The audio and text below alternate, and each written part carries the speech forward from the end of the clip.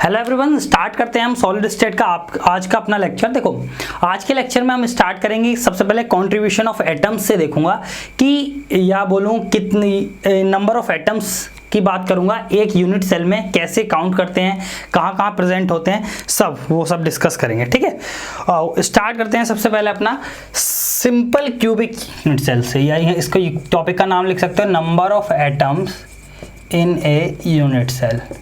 ठीक है, या कंट्रीब्यूशन ऑफ एटम, या contribution of atoms in a unit cell.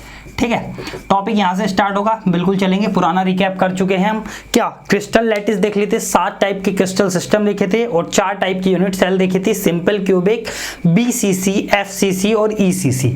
ठीक है, 7 टाइप के क्रिस्टल सिस्टम और 4 टाइप के यूनिट सेल ने मिलकर क्या 14 ब्रेवियस लैटिस बनाए थे। सातों टाइप के क्रिस्टल सिस्टम के एजेस और एंगल्स के रिलेशन देख लिए थे। देखो, 7 के ज्योमेट्री कैसी होती है और 14 ब्रेवियस लैटिस कैसे होते हैं, वो सब एनसीईआरटी में बहुत अच्छा डायग्राम है, उसको देखना है। ठीक है, आपको उसका होमवर्क था। आओ अब कंट्रीब्यूशन ऑफ एटम देखते हैं इन यूनिट सेल। और सबसे पहले स्टार्ट करता हूं मैं अपना सिंपल क्यूबिक से। किससे स्टार्ट करता हूं? Simple cubic type of unit cell जो होती है यूनिट सेल। आपको पता है कि इसमें अगर मैं यूनिट सेल बनाऊं सिंपल क्यूबिक की, ठीक है, तो सिर्फ कॉर्नर पर एटम प्रेजेंट होते हैं क्योंकि ये primitive type of unit cell है। तो ये जो कॉर्नर पर एटम प्रेजेंट है, ये क्या सिर्फ इसी में शेयर होगा या इसके साथ बहुत सारी यूनिट सेल में शेयर होगा? देखो, यूनिट सेल का मतलब क्या होता है? स्मॉलेस्ट रिपीटिंग यूनिट है, मतलब पूरा क्रिस्टल तो ये है नहीं, ये तो सिर्फ एक यूनिट है, उसका सबसे छोटा पार्ट है जिसको रिपीट कर करके मैं क्या बना सकता हूं, अपना पूरा क्रिस्टल सिस्टम बना सकता हूं। मतलब अगर एक यूनिट सेल ये होगी तो पूरे क्रिस्टल में इसके इस साइड भी यूनिट सेल होगी, इसके आगे भी यूनिट सेल होगी, इसके पीछे भी यूनिट सेल होगी, इसके ऊपर भी होगी, इसके नीचे भी होगी, इसके इधर भी होगी, ऐसी सोन आगे करके बढ़ रही होंगी। तो ये जो एटम इसके कॉर्नर पर दिखाया गया है, एक्चुअली इस एटम का सेंटर सिर्फ इसके कॉर्नर पर है। ये एटम और किसी में भी शेयर हो सकता है क्योंकि एक एटम तो और यूनिट सेल में भी शेयर हो सकता है। उसी शेयरिंग को देखते हैं। देखो, एक डायग्राम बनाता हूं। ये डायग्राम सबसे इंपॉर्टेंट है जो बना रहा हूं। ठीक है, इसको आप ध्यान से देखेंगे और ऐसे ही बनाएंगे जैसे मैं बना रहा हूं। ठीक है,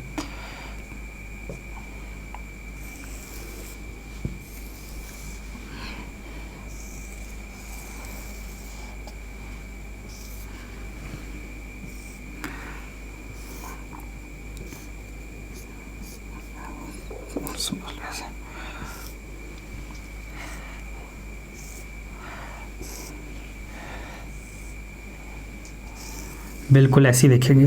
ठीक है, ये बनाते रहेंगे मेरे साथ साथ। इसको समझो, ये यहाँ टच करके निकल रहा होगा। ठीक है,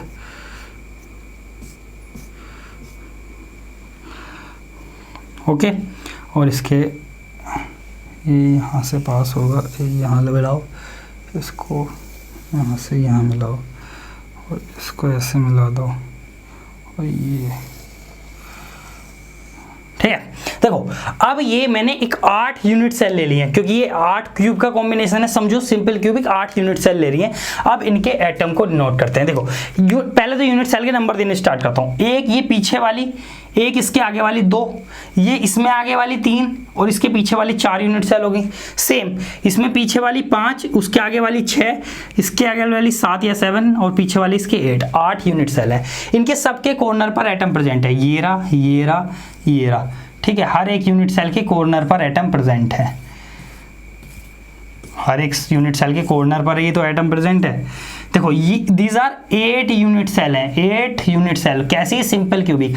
ये याद रखना, अभी मैंने इस स्ट्रक्चर को 8 यूनिट सेल माना है, थोड़ी देर में इस पूरे स्ट्रक्चर को 1 यूनिट सेल भी मानूंगा जब दूसरा समझा रहा हूँ। ठीक है, पर इसको आप ध्यान में रखकर चलेंगे।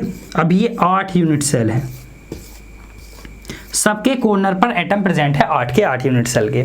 अब देखो एक एटम कितने यूनिट सेल में शेयर होगा कॉर्नर वाला, अब समझते हैं। देखो ये 6 नंबर यूनिट सेल को समझो, 6 नंबर यूनिट सेल को पकड़ो।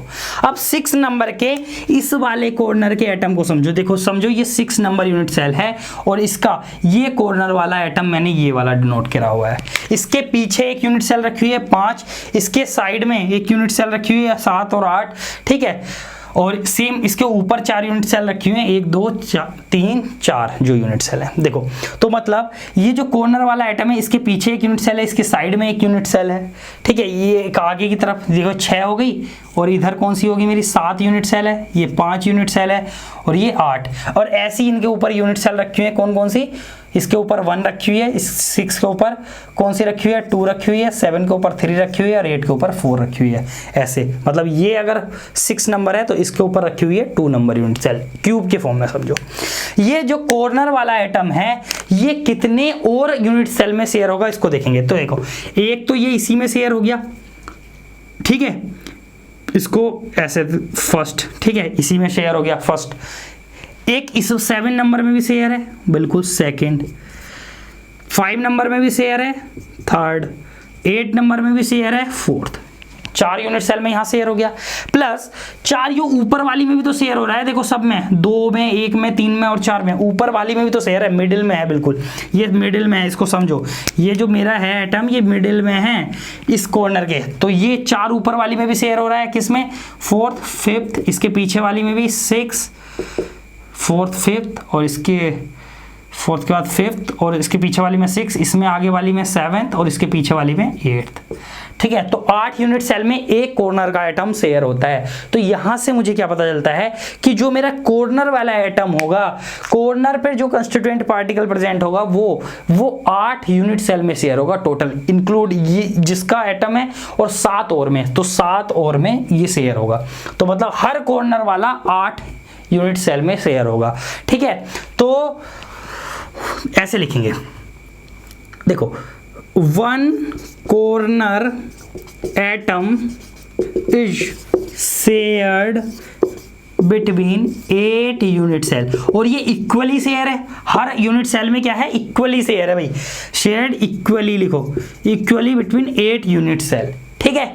तो contribution of one atom, contribution of one atom in 1 unit cell, एक यूनिट सेल में एक एटम का कंट्रीब्यूशन कितना आएगा जो कॉर्नर पर प्रेजेंट है, which is present at corner. ये कॉर्नर की बात कर रहे हैं, अभी देखना प्रेजेंट एट कॉर्नर, जो कॉर्नर पर प्रेजेंट है उसकी बात कर रहे हैं। तो देखो एक एटम कितने आएगा, क्योंकि टोटल 8 में शेयर है, तो 1 अपॉन कितनी में शेयर है 8 में शेयर है। तो एक यूनिट सेल के लिए एक एटम का कंट्रीब्यूशन 1/8 है only. Contribution per unit cell per atom, मतलब per unit cell per atom, इसको लिख सकते हैं कंट्रीब्यूशन और अच्छे से, contribution per unit cell per atom is 1/8, ठीक है। ये चीज आपको समझ में आई, इसको साफ कर लो जाए। तो सिंपल क्यूबिक में टोटल नंबर ऑफ एटम कितने होते हैं, सॉरी टोटल कंस्टिट्यूएंट पार्टिकल कितने होते हैं, टोटल कंस्टिट्यूएंट पार्टिकल कितने होंगे, कंस्टिट्यूएंट पार्टिकल कितने होंगे, या इसको बोल सकते हैं एटम एट कॉर्नर कितने हैं 8, ठीक है। टोटल कंट्रीब्यूशन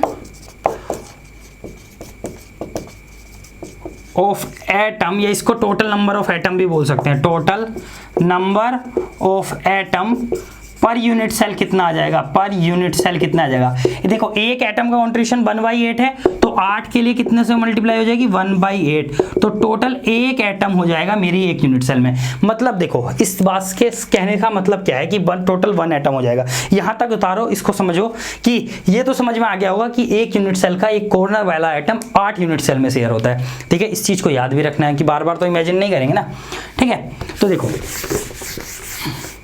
इस बात से मुझे पता क्या चला, इस बात से मुझे ये पता चला कि जो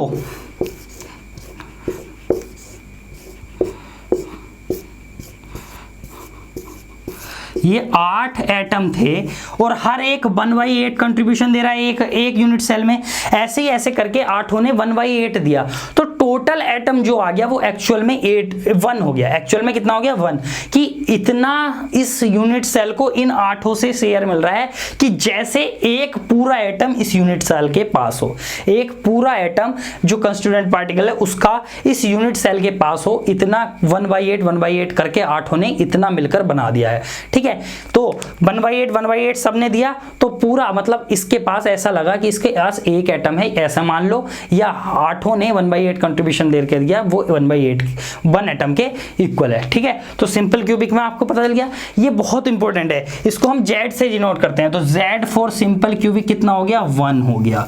Z फॉर सिंपल क्यूबिक कितना हो गया 1 हो गया। आओ दूसरा चलते हैं, दूसरे टाइप ऑफ यूनिट सेल की तरफ जिसका नाम है BCC, body centred cubic closed packing.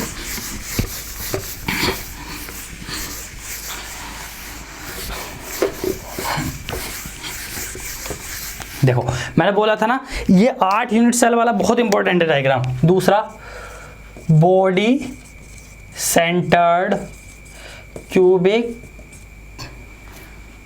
Unit cell, body centred cubic unit cell यानी BCC को भी बोलते हैं हम BCC।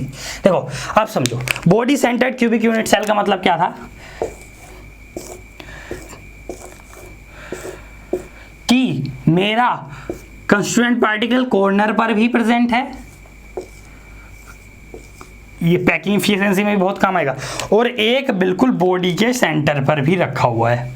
ठीक है, तो आपको एक चीज तो पता चल गई होगी कि भैया जो बॉडी के कॉर्नर वाला है इसका कंट्रीब्यूशन तो 1/8 आने वाला है, क्योंकि एक एटम पूरे 8 यूनिट सेल में शेयर होता है, तो per atom contribution per unit cell कितना आता है 1/8 आता है, क्योंकि एक यूनिट सेल को एक कॉर्नर वाले एटम का 1/8 ही मिलता है।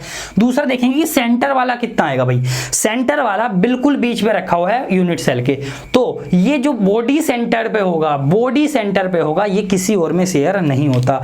इसको हम ऐसे भी देख सकते हैं, जो बड़ा वाला यूनिट सेल का डायग्राम है उसको बनाकर भी देख सकते हैं। कैसे देख सकते हैं देखो, अब मैं देखो दिखाता हूं।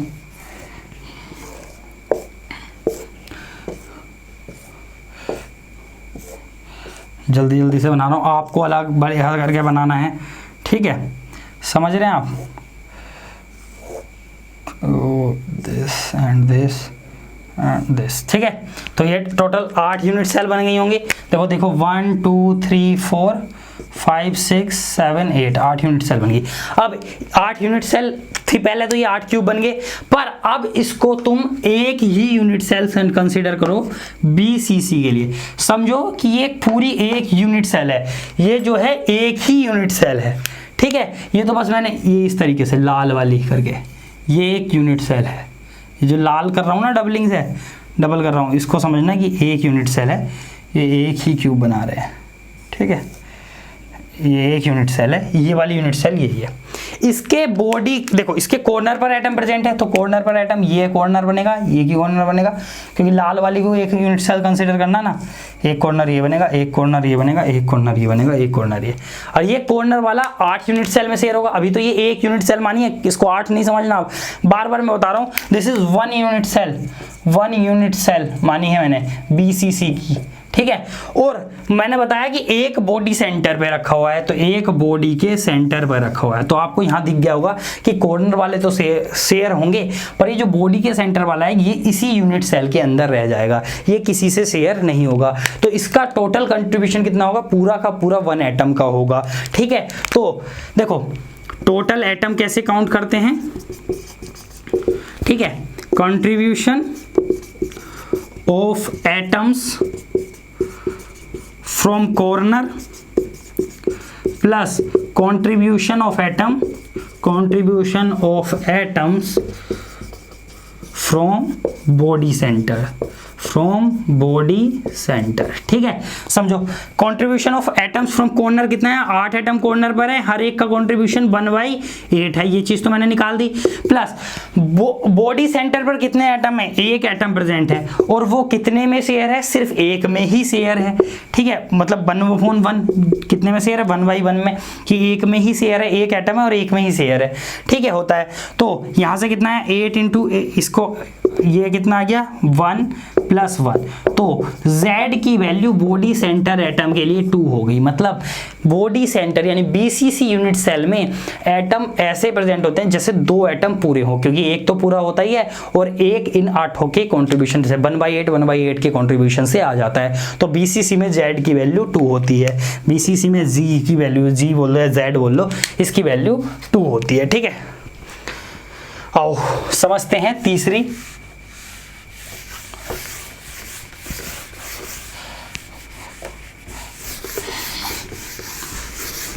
फिर से यह डायग्राम बनाना पड़ेगा, फिर से इसको एक यूनिट सेल कंसीडर करनी पड़ेगी।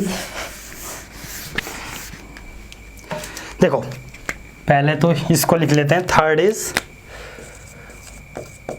Face centred cubic unit cell यानी FCCC का नाम होता है। देखो इसको समझते हैं, इसके लिए एक यूनिट सेल बड़ी वाली बनाते हैं, ये बहुत इंपॉर्टेंट है बड़ी वाली यूनिट सेल।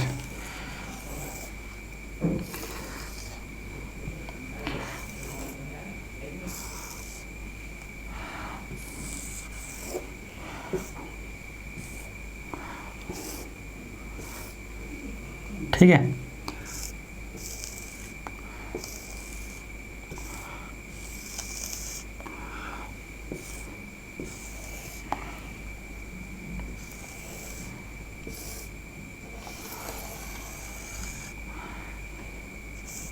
ठीक है। देखो ये एक यूनिट सेल बन गई FCC की, इसको 1 यूनिट सेल ही कंसीडर करेंगे, यहाँ लिख लेंगे 1 यूनिट सेल है FCC की। तो FCC में कहाँ कहाँ एटम होता है आओ दिखाते हैं। इसका जूम व्यू समझ लेना, इसका जूम व्यू ये होगा।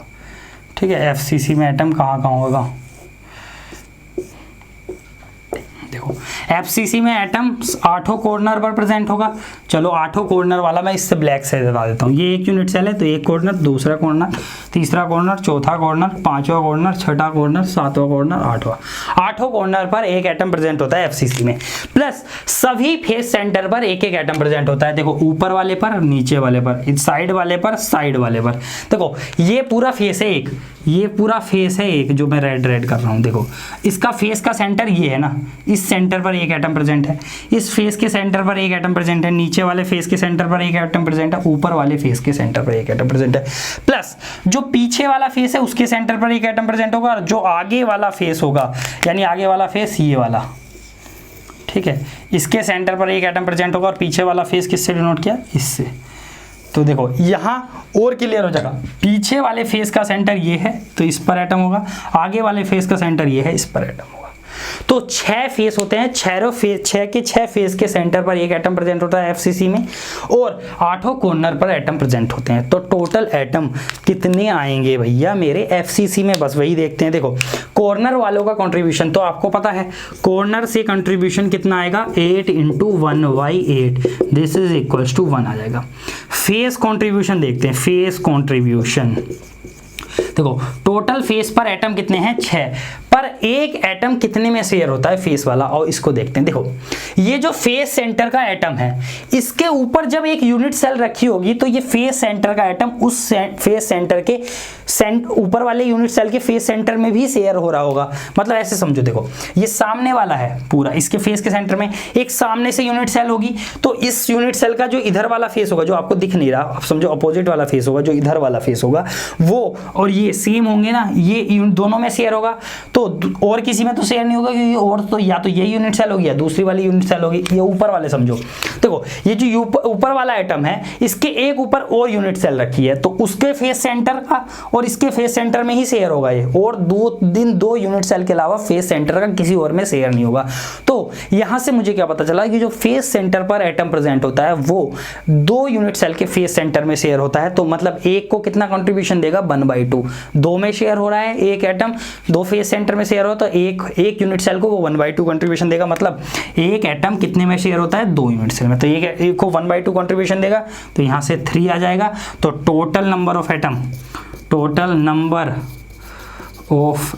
एटम फॉर FCC यानी Z की वैल्यू FCC के लिए कितनी आ जाएगी, 1 + 3 यानी 4। तो FCC का Z कितना होता है, 4 होता है। यही मुझे सीखना था।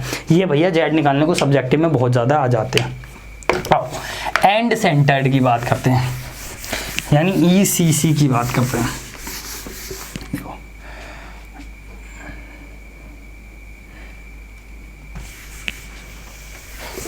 सोच रहा हूँ इससे ही काम चल जाए। देखो तुमको एक अलग डायग्राम बनाना है, मैं तो इसी में काम चलाऊंगा। 4 टाइप की यूनिट सेल थी मेरी, end centred cubic unit cell यानी ECC। देखो ECC में मैंने क्या बताया था कि मेरा जो एटम होता है वो कहाँ कहाँ प्रेजेंट होता है, कॉर्नर पर प्रेजेंट होता है 8, बिल्कुल सही बात है, कॉर्नर पर प्रेजेंट होता है, प्लस कोई भी 2 अपोजिट फेस पर प्रेजेंट होता है, ऊपर वाले फेस पर मान लो या नीचे वाले फेस पर मान लो। तो यहाँ कॉर्नर पर एटम रखेंगे यूनिट सेल में और ऊपर नीचे वाले फेस पर होगा बस, ठीक है।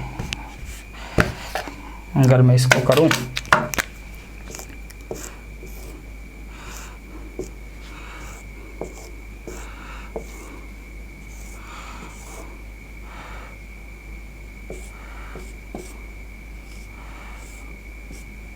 ठीक है, हो गया पूरा। देखो कॉर्नर पर एटम प्रेजेंट है प्लस ऊपर और नीचे वाले फेस पे सेंटर पे यानी अपोजिट फेस सेंटर पे है। जरूरी नहीं ऊपर नीचे वाले हो, इधर भी हो सकते हैं।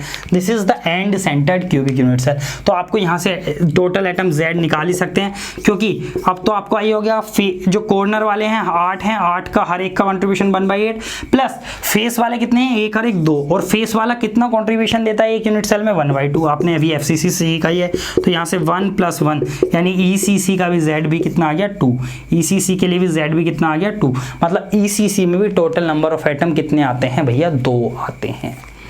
ठीक है, ये चीज समझ गए आप। सिंपल क्यूबिक के लिए अब देखो सबके लिए लिख लेते हैं, यहाँ को थोड़ा सा चार्ट बना लेते हैं भैया। यूनिट सेल और Z की वैल्यू सिंपल क्यूबिक के लिए 1, ठीक है, BCC के लिए 2, FCC के लिए 4 और ECC के लिए कितना आ गई भैया 2। ठीक है, ये चार्ट रखेंगे, याद रखेंगे, निकालने का तरीका भी आपको आ गया है। ठीक है, आओ अब चलते हैं हम पैकिंग एफिशिएंसी की तरफ। पैकिंग एफिशिएंसी को देखेंगे कैसे पैकिंग एफिशिएंसी किसकी कितनी होती है, कैसे कैलकुलेट करते हैं, और उससे पहले देखेंगे कि अरेंजमेंट किस तरीके से होती है एटम्स की। ठीक है, तो अरेंजमेंट सीखनी है सबसे पहले तो।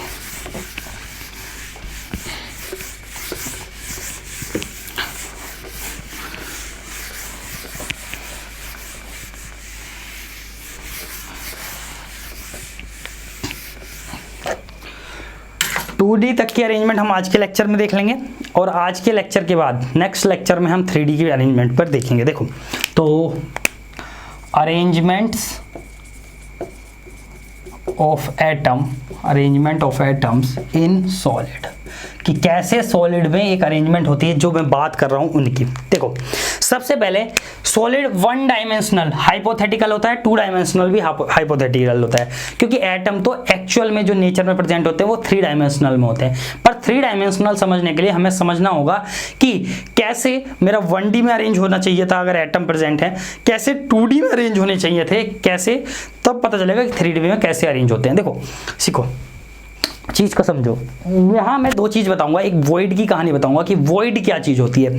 हमको लगता है कि जो ये सॉलिड मिलकर बना है, ये एटम से मिलकर बना है, तो इसके बीच में कोई खाली जगह नहीं है, पर एक्चुअल में हर सॉलिड में कोई ना कोई खाली स्पेस होता है उसके अंदर, जिसको हम वॉइड बोलते हैं, जो हमारी नेक्ड आइज से नहीं दिख सकता। मतलब हमको किसकी चाहिए, हेल्प चाहिए, हाई इलेक्ट्रॉन माइक्रोस्कोप वगैरह की हेल्प चाहिए, जिनसे हम नैनोमीटर या पिकोमीटर जैसी रेडियाई को देख सके, तब हमें उन वॉइड्स को स्पेस हमें दिख जाएगा। ठीक है, आओ समझते हैं। देखो यहाँ कुछ हाइपोथेटिकल है, कुछ हमको अजम्पशंस मानने चलनी पड़ेगी, कि हमको मानना पड़ेगा कि जो मेरा सॉलिड है उसके जो एटम होते हैं वो किसके होते हैं,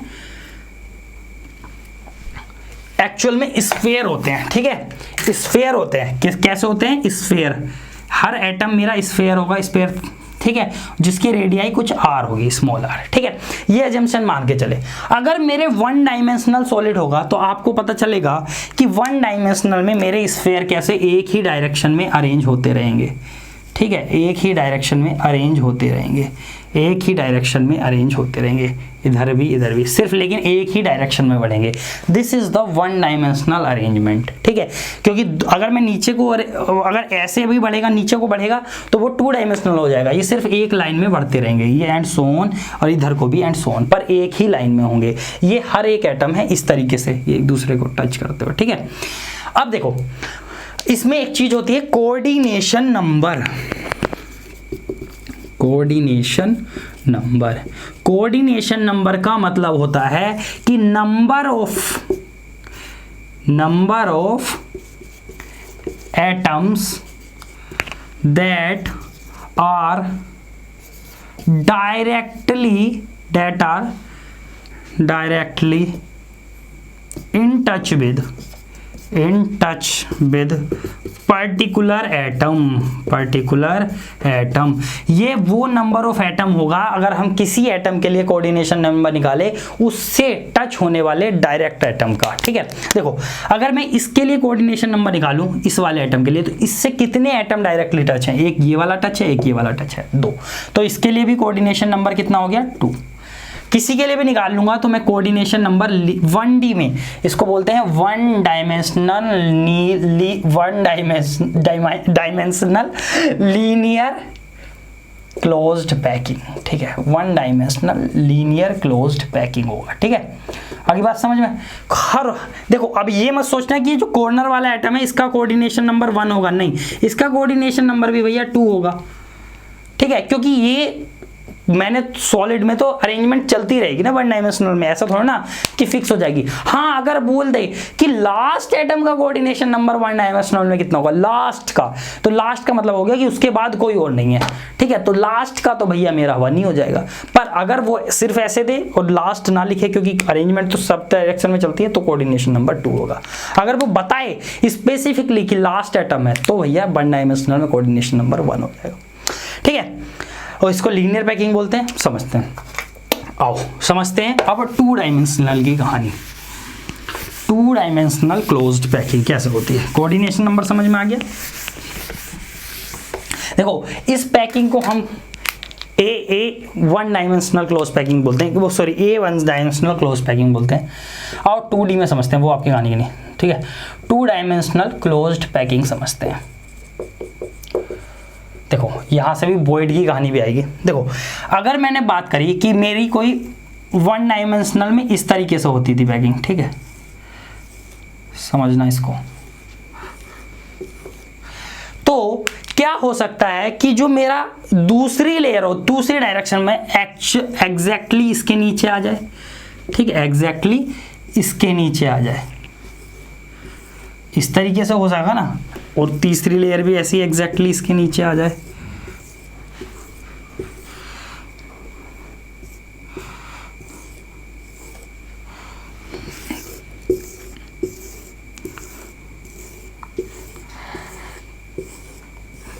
ठीक है, दिस इज, ये लेयर ए है तो अगली लेयर भी मेरी ए है। तो देखो 2D में 2 टाइप की क्लोज पैकिंग बनती है। This is a type closed packing in 2 dimensional, in 2D, 2 dimensional में ए टाइप की क्लोज्ड पैकिंग है। ठीक है, देखो और कैसे हो सकता था, एक्चुअली इसको मैं आधा रफ कर देता हूँ, ये समझ लेना, क्योंकि दूसरी टाइप की पैकिंग भी मुझे बतानी है। ठीक है, ये अगर ऐसा भी तो हो सकता था, दूसरी टाइप की पैकिंग ऐसे भी तो बन सकती थी। देखो यहाँ समझो कि जो पहली लेयर है ए लेयर, ठीक है, वो ऐसे हो, और जो ये ए लेयर हो गई, पर अगली लेयर जो इसके बीच में स्पेस है यहां पर एटम अरेंज हो, यहां पर एटम अरेंज हो। ठीक है, फिर तीसरी लेयर में यहां पर एटम अरेंज हो, जो खाली स्पेस, मतलब बेसिकली जो जगह, इसको करता हूं। ठीक है, तीसरी लेयर है वो, ये देखो ये ए लेयर होगी तो ये बी लेयर होगी। इसके बाद जब हम अरेंज करेंगे खाली जगह में, वो फिर से मुझे ए लेयर मिल जाएगी। ठीक है, और ये इस तरीके से स्पेस को, जो स्पेस आ रहा है ना, इसको खत्म भरते हुए अगली लेयर चले मेरी, इसी समझो। ठीक है, फिर ये बी लेयर आ फिर से रिपीट होगी, फिर से ये लेयर आएगी। ठीक है, समझ रहे हो, ये समझो।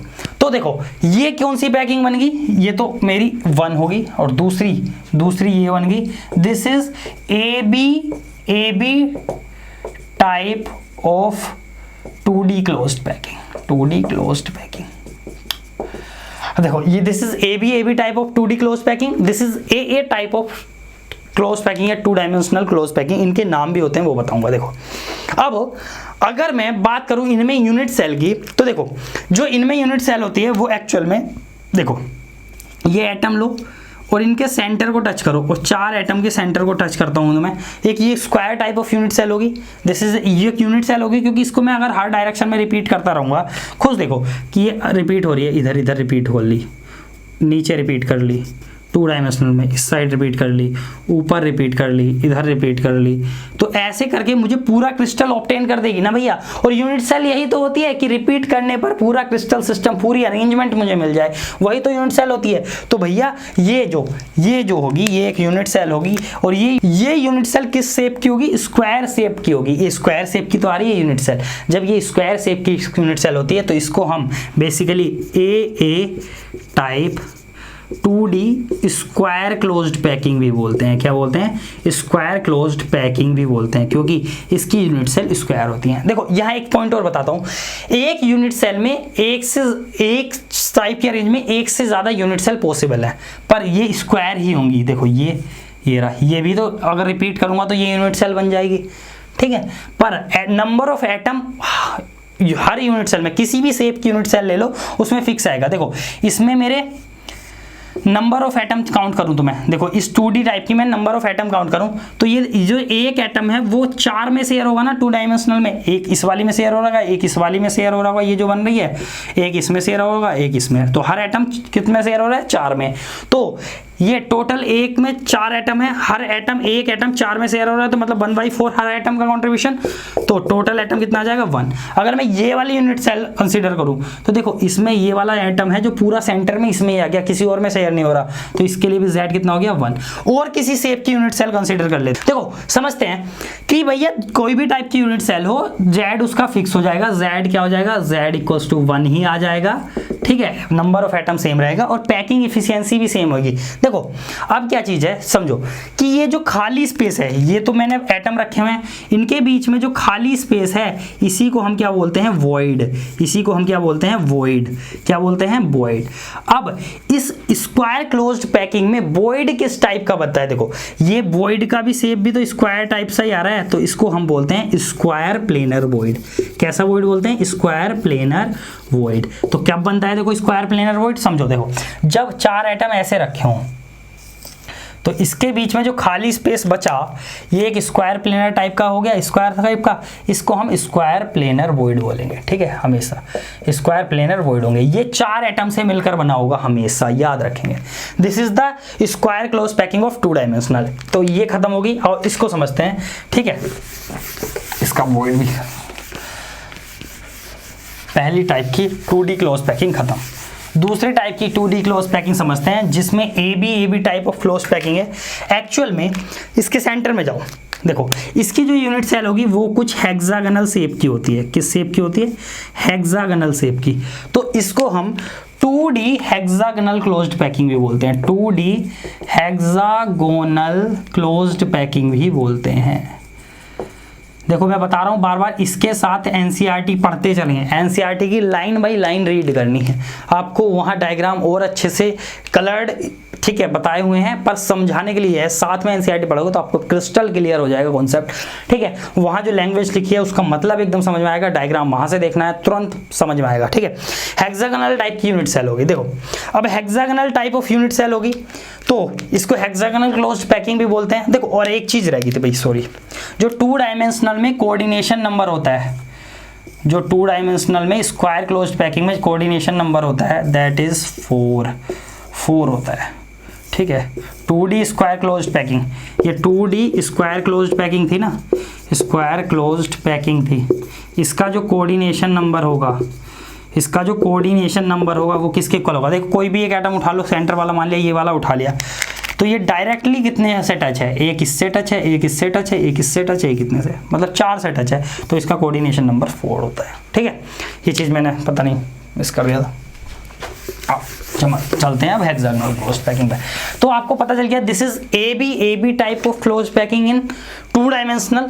इसको हेक्सागोनल क्लोज पैकिंग भी बोलते हैं, क्योंकि इसमें कैसा होता है, हेक्सागन टाइप का मेरा क्या बनता है, हेक्सागन टाइप का यूनिट सेल बनता है, ठीक है। समझो, अब इसमें Z निकालूं इस हेक्सागन में जो यूनिट सेल में है, Z कितना होगा, तो देखो खुद सोचो Z कितना होगा। एक तो पूरा सेंटर में पूरा शेयर है ये वाला, तो सेंटर वाले का कंट्रीब्यूशन 1 आ गया, प्लस ये जो साइड में है 1 2 3 4 5 6, हर एक 3 यूनिट सेल में शेयर होगा। देखो समझो कैसे, एक यूनिट सेल मान लिया ये बन गई, अगली हेक्सागन बनेगा, एक यूनिट सेल इसका ऊपर वाला हेक्सागन बन गया, एक यूनिट सेल इधर वाला हेक्सागन बन गया, एक यूनिट सेल इसका ये हेक्सागन बन गया, एक ये हेक्सागन बन गया। देखो तो समझो इसके हेक्सागन समझो, एक तो ये वाला आइटम ले लिया मैंने, ये देखो कितने यूनिट सेल में शेयर है, एक तो ये रेड वाली में शेयर है, एक हेक्सागन करके ये ब्लू वाला होगा ऊपर को उसमें शेयर होगी, और एक हेक्सागन ये वाला ब्लू, तो 3 में एक एटम 3 में शेयर है जो इस हेक्सागन के कॉर्नर पर प्रेजेंट है। तो 6 एटम हेक्सागन के कॉर्नर पर प्रेजेंट है, एक एटम कितने में शेयर है, एक एटम कितने में शेयर है उसके अपोन में लिखेंगे, यानी 1/3, 3 2 जा 6, तो Z की वैल्यू 1 + 2 कितनी आती है 3। 2D स्क्वायर क्लोज्ड पैकिंग के लिए Z की वैल्यू 3 होगी, ये भी निकालना आना चाहिए। जब इनकी पैकिंग एफिशिएंसी बताऊंगा 2 डायमेंशनल की, तब Z का रोल बहुत ज़्यादा इंपॉर्टेंट होता है। ठीक है, समझ गए। ये बन तो पूरा सेंटर वाला, और ये कॉर्नर वाले 6 हर एक 3 यूनिट सेल में शेयर है, दिस इज इसलिए हर एक का कंट्रीब्यूशन 1/3 और 6 × 1/3 यानी 2 आ गए पूरे एटम, 2 + 1 3 एटम होते हैं भैया हेक्सागोनल 2D क्लोज पैकिंग में। इसका कोऑर्डिनेशन नंबर कितना होता है, अबे इसके लिए भी तो सेंटर वाला ले लो, कितने से अटैच है डायरेक्टली 1 2 3 4 5 6, हाँ भैया 6 से अटैच है। तो coordination number of 2D close packing कितना होता है 6, हेक्सागोनल क्लोज पैकिंग का 6। देखो 2 डायमेंशनल में हमने 2 टाइप की क्लोज पैकिंग पढ़ ली, one is square close packing, second one is hexagonal close packing. Square close packing में हमने देखा कोऑर्डिनेशन नंबर 4 होता है, जबकि हेक्सागोनल क्लोज पैकिंग में कोऑर्डिनेशन नंबर 6 होता है। ठीक है, वहाँ स्क्वायर टाइप की यूनिट सेल होती है, यहाँ हेक्सागन टाइप की यूनिट सेल होती है। ठीक है, number of atom square type unit cell में 1 होते हैं Z, hexagon type of unit cell में Z की वैल्यू 3 होती है। ठीक है, वो AA type of close packing होती है 2 डायमेंशनल में, ये AB type of close packing होती है इन 2 डायमेंशनल। ये सब चीजें समझ में आ गई। इसके बाद एक चीज बचती है क्या, देखो मैंने यहाँ भी बता सकते हैं, यहाँ भी अगर type of unit cell change कर दो, देखो ये ट्रायंगुलर यूनिट सेल ले लो, ठीक है, तो देखो यहाँ Z की वैल्यू कितनी आ जाएगी 1 आ जाएगी, पर इसको रिपीट कर करके पैकिंग एफिशिएंसी इसकी सेम आएगी, मैं निकाल के दिखाऊंगा। देखो Z यूनिट सेल को अगर हम शेप ऑफ यूनिट सेल बदलते हैं तो Z भले ही बदल जाए पर पैकिंग एफिशिएंसी नहीं बदलेगी, वो बाद में देखेंगे, हायर केमिस्ट्री की बात है। अगर आपको समझना है तो सॉलिड स्टेट के हायर वाले लेक्चर देख लेना, पर वरना कोई ज़रूरत नहीं है, कंफ्यूज मत हो। ठीक है, मैं बता दूंगा, उसकी कोई ज़रूरत नहीं है। ठीक है, तो ये 2D की हेक्सागोनल क्लोज पैकिंग होगी। और इसमें वॉइड की कहानी समझते हैं, इसको दोबारा बनाता हूँ और वॉइड दिखाता हूँ कि वॉइड कैसे होते हैं।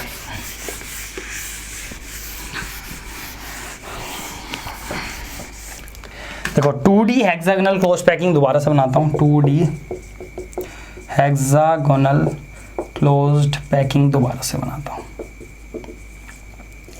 ठीक है, जिसको हम AB type of close packing भी बोला हमने।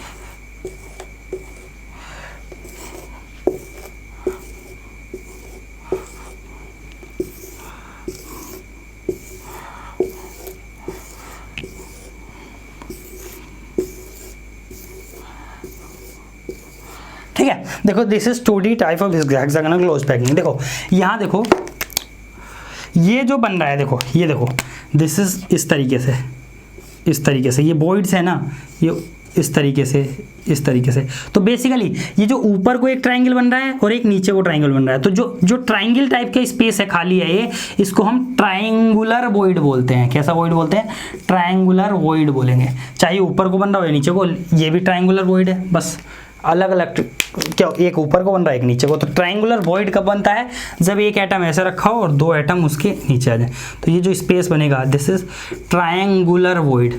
टेट्राहेड्रल वॉइड और ट्रायंगुलर वॉइड में कंफ्यूज नहीं होता, ट्रायंगुलर वॉइड 2D में बनेगा। ठीक है, और या फिर ऐसे भी बन सकता है कि 2 एटम ऐसे रखो, एक एटम उसके नीचे से आ जाए। ठीक है, तो ये जो स्पेस बनेगा अब ये इस टाइप का बन जाएगा, this is also triangular void. ठीक है, देखो इसको यहीं खत्म करते हैं। नेक्स्ट लेक्चर में हम 3 डायमेंशनल की क्लोज पैकिंग समझेंगे और वॉइड्स की कहानी अलग से समझाऊंगा। मुझे लगता है कि वॉइड्स आपको भी अलग से बता देना चाहिए, ठीक है। वैसे तो वॉइड्स अगर बता ही दूंगा मैं आपको, ठीक है, वॉइड्स बताऊंगा। इसको यहीं से खत्म करते हैं। मैं बता रहा हूँ NCERT लाइन बाई लाइन पढ़नी है। अगर और कोई बुक रिकमेंड करनी होगी तो मैं बता दूंगा किस चैप्टर के लिए करनी है। NCERT मस्ट है, उसको लाइन बाई लाइन पढ़ना है, उसमें से सारे डायग्राम देखते रहना है साथ साथ में, ठीक है। बाकी मैं समझा रहा हूँ सब कुछ, जो भी समझना है उसको पूछो। मैं बार बार बोल रहा हूँ, बता भी देता हूँ कहाँ से सब्जेक्टिव क्वेश्चन आने के चांसेस हैं, कहाँ से ऑब्जेक्टिव। बाकी नोट्स आपको मिल ही रहे हैं, ठीक है। आपको असाइनमेंट भी मिलेंगे, आपको प्रैक्टिस क्वेश्चन भी मिलेंगे, आपको सॉल्व क्वेश्चन भी मिलेंगे, किस टाइप के क्वेश्चन बन सकते हैं, सब कुछ मिलेगा यार, सब कुछ मिलेगा। प्रीवियस ईयर में देख भी सकते हो, वो भी मिलेंगे कि किस टाइप के क्वेश्चन इस टॉपिक से आए हैं, ठीक है। तो आज के लेक्चर को यहीं करते हैं। नेक्स्ट लेक्चर में 3 डायमेंशनल की क्लोज पैकिंग देखेंगे। Thank you so much.